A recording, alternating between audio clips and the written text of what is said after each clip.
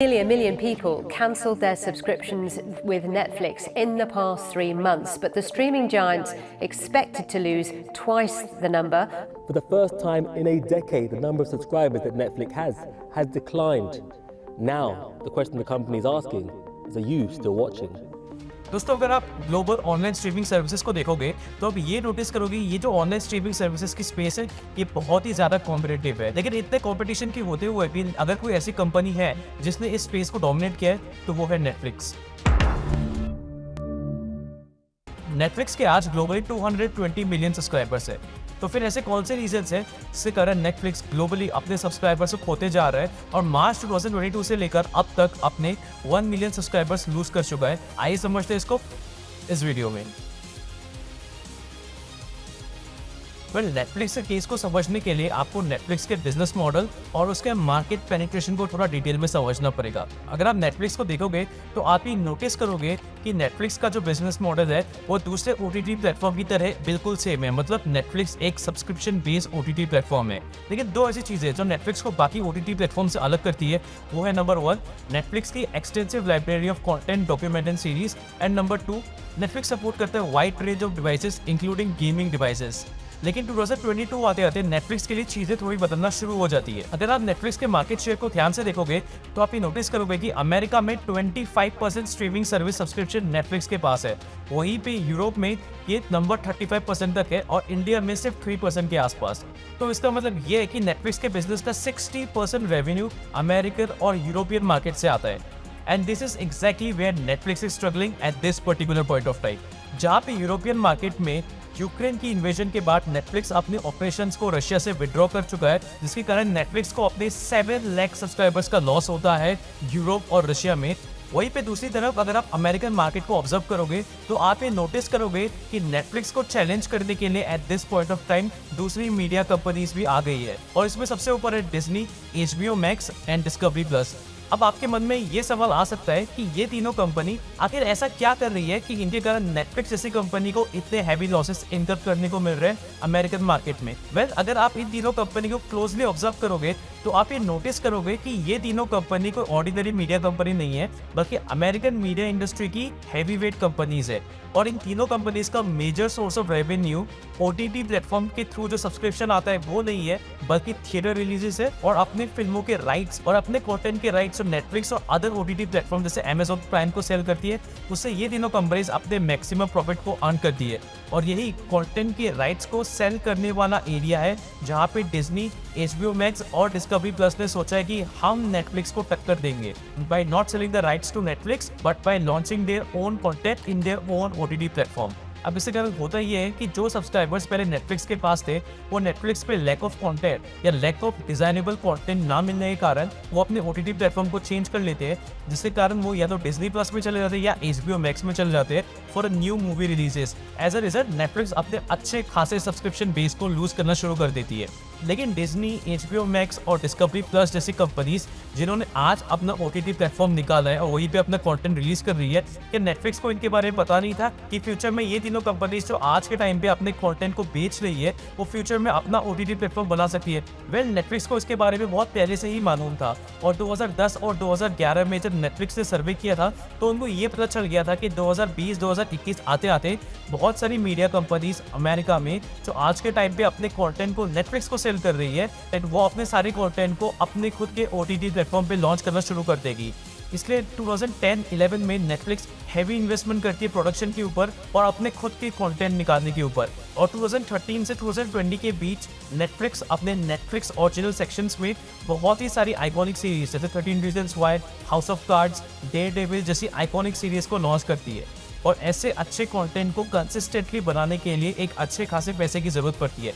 इसलिए इसके चलते हुए 2022 में नेटफ्लिक्स ये डिसाइड करती है कि वो अपने सब्सक्रिप्शन फीस को कनाडा और US में सब्सिक्वेंटली बढ़ा देंगे ताकि वो और क्वालिटी कंटेंट को प्रोड्यूस कर पाए। लेकिन ये कहीं ना कहीं उनके एग्जिस्टिंग कस्टमर्स को पसंद नहीं आता है, जिसके चलते हुए अमेरिका और कनाडा में जनवरी 2022 से अप्रैल 2022 तक 6 लाख सब्सक्राइबर्स जिन्होंने नेटफ्लिक्स का मेन अकाउंट सब्सक्राइब करना था ऐसे लोग नेटफ्लिक्स के प्लेटफॉर्म को धीरे धीरे छोड़ना शुरू करते हैं और ऑल्टरनेट OTT प्लेटफॉर्म जैसे कि डिज्नी, HBO मैक्स की तरफ शिफ्ट होने लगते हैं। अब मानो अमेरिकन और यूरोपियन मार्केट में नेटफ्लिक्स की ये हालत काफ़ी नहीं थी, कि मिडिल ईस्टर्न कंट्रीज में नेटफ्लिक्स को बैन करने की मुहिम शुरू हो जाती है, क्योंकि नेटफ्लिक्स अपने कुछ ऐसे कंटेंट सऊदी और गल्फ कंट्रीज में एयर करना शुरू कर देती है जो कि इस्लामिक रूल्स के अगेंस्ट में है। अब नेटफ्लिक्स जो ग्लोबल मार्केट पे इतना ज़्यादा सफ़र कर रही है, वो इस चीज़ को अच्छे से जानती है कि अगर पूरी दुनिया में भी वो स्ट्रगल कर रही है, लेकिन अगर एक ऐसी कंट्री जहाँ पे वो शाइन कर जाए तो अपने पूरे वर्ल्ड वाइड लॉस को कवर कर सकती है, वो है इंडिया। इसलिए नेटफ्लिक्स अपने इंडिया के ऑपरेशंस पे बहुत ज़्यादा ध्यान दे रही है। अगर आप फाइनेंशियल ईयर 2020 की बात करो तो नेटफ्लिक्स ने फाइनेंशियल ईयर 2020 में 8.91 करोड़ का प्रॉफिट कमाया था इंडिया से। वहीं पे अगर आप फाइनेंशियल ईयर 2021 की बात करो तो नेटफ्लिक्स ने 10.72 करोड़ का प्रॉफिट कमाया था अपने इंडियन ऑपरेशन से। तो हम ये कह सकते हैं कि नेटफ्लिक्स इंडिया में अच्छे परफॉर्म कर रही है, right? Well, not exactly. Indian market एक एक्सट्रीमली प्राइस सेंसिटिव मार्केट है। आज के टाइम पे जहाँ पे नेटफ्लिक्स के पास इंडियन स्ट्रीमिंग स्पेस का सिर्फ 5% मार्केट शेयर है, वहीं पे Amazon प्राइम के पास 9% मार्केट शेयर और डिज्नी प्लस हॉटस्टार के पास 24% मार्केट शेयर है। तो नेटफ्लिक्स आखिर ऐसा क्या कर सकती है कि वो इंडिया में अपने मार्केट शेयर को इंक्रीज कर पाए? वेल, अगर आप एक एवरेज इंडियन से जाके पूछोगे कि वो कौन सा OTT प्लेटफॉर्म यूज करते हैं, तो वो आपको ये बताएंगे कि वो इन तीनों में से जनरली कोई एक OTT प्लेटफॉर्म यूज करते हैं। अगर आप इसके रीजंस के पीछे जाओगे, इसका रीजन ये है कि एक तरफ जहाँ डिज्नी प्लस हॉटस्टार के पास एक्सक्लूसिव राइट्स है IPL और इंडियन क्रिकेट के ब्रॉडकास्टिंग के, लेकिन वहीं पे अगर आप Amazon को देखोगे तो Amazon अपने Amazon प्राइम के थ्रू जो कंटेंट प्रोड्यूस कर रहा है और जो कंटेंट आपको दिखा रहा है, वो उसको यूज करता है एज अ लॉस लीडर। इसका ये मतलब है कि अगर आप प्राइम को यूज करते हो तो आप Amazon प्राइम के कंटेंट को कंज्यूम करो ना करो, बट बिकॉज आप प्राइम यूजर हो, इस वजह से Amazon आपको free 2 day shipping, Amazon India की वेबसाइट पे अर्ली एक्सेस और आपको Amazon के एक्सक्लूसिव सेल्स और डील्स ऑफर करती है। तो जो पैसा Amazon खर्च कर रही है इंडिया में कंटेंट को प्रोड्यूस करने के लिए, वो सारा पैसा Amazon आपसे निकलवा लेती है जब आप Amazon प्राइम के थ्रू ना सिर्फ कंटेंट को कंज्यूम करते हो, बट Amazon प्राइम के थ्रू आप अपने घर के लिए सामान भी ऑर्डर करते हो। अब इसके कारण ये होता है कि जो पैसा Amazon ने खर्च किया कंटेंट क्रिएशन की तरफ, वही पैसा यूज होता है Amazon की सेल्स को बढ़ाने के लिए। तो कंटेंट प्रोड्यूस करके अगर Amazon को लॉसेस भी हो रहे हैं, वो कहीं ना कहीं बहुत हद तक कॉम्पेंसेट हो जाते हैं Amazon की बढ़ती हुई सेल्स से। वहीं पे अगर दूसरी तरफ आप नेटफ्लिक्स को देखोगे तो नेटफ्लिक्स सोनली एक स्ट्रीमिंग सर्विसेज है। तो नेटफ्लिक्स के पास ना तो IPL और इंडियन क्रिकेट टीम के ब्रॉडकास्टिंग राइट्स है और ना ही Amazon प्राइम जैसे वो सामान बेचती है। इसीलिए अगर नेटफ्लिक्स को हॉटस्टार और Amazon प्राइम से कम्पीट करना है तो नेटफ्लिक्स एक ही तरीके से कम्पीट कर सकती है, डिजायरेबल कंटेंट क्रिएशन जो कि इंडियन ऑडियंस को पसंद है।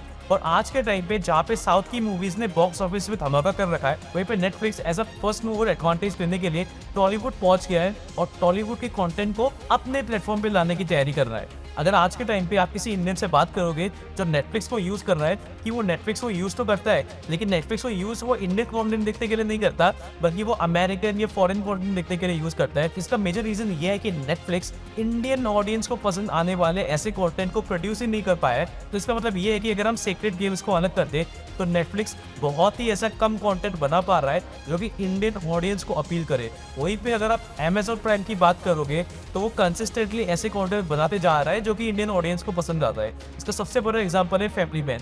अगर आप नेटफ्लिक्स को ध्यान से देखोगे तो आप ये नोटिस करोगे आज के टाइम पे जहाँ पे डिज्नी प्लस हॉटस्टार और Amazon प्राइम के ईयरली पैकेजेस है, वहीं पे नेटफ्लिक्स अपने इंडिया में कोई ईयरली पैकेज नहीं चाहता। नेटफ्लिक्स का अगर आप सबसे चीपेस्ट पैकेज भी लोगे इंडिया में तो वो 149 का आता है। वहीं पे नेटफ्लिक्स का चीपेस्ट पैकेज अगर आप ईयरली लोगे तो वो आपको 1788 का पड़ेगा, जो कि 289 रुपीज़ ज़्यादा कॉस्टली है डिज्नी प्लस हॉटस्टार और Amazon प्राइम के प्रीमियम प्लान से। अब यही वो रीजंस है जिसके कारण नेटफ्लिक्स आज के टाइम पे Indian market as well as global market दोनों जगह पर अच्छा खासा स्ट्रगल कर रहा है। लेकिन नेटफ्लिक्स हमेशा से एक आइकॉनिक कंपनी रही है। 2007 में जब ब्लॉकबस्टर जैसे $1 billion company American market and even global market में फेल हो गई थी, तब नेटफ्लिक्स ही एक ऐसी कंपनी थी जो इस स्पेस में उभर के आई थी, जिसने इस स्पेस को पिछले एक डेकेड में पूरी तरीके से डोमिनेट किया। लेकिन आज के टाइम पे जब इतने सारे दूसरे OTT प्लेटफॉर्म्स आ गए हैं तो क्या नेटफ्लिक्स आज भी क्या अपने मार्केट को पहले की तरह डोमिनेट कर पाएगी? ये तो आने वाला वक्त ही बताएगा। Thank you very much for watching this video. अगर आपको ये वीडियो पसंद आया हो तो इसको लाइक, शेयर और सब्सक्राइब कर दीजिएगा। कमेंट में जाके बता दीजिएगा कि आपको नेक्स्ट केस स्टडी किसके ऊपर चाहिए और वही केस स्टडी हम आप तक लेके आ जाएंगे। तब तक के लिए मिलते हैं अगली वीडियो में। जय हिंद।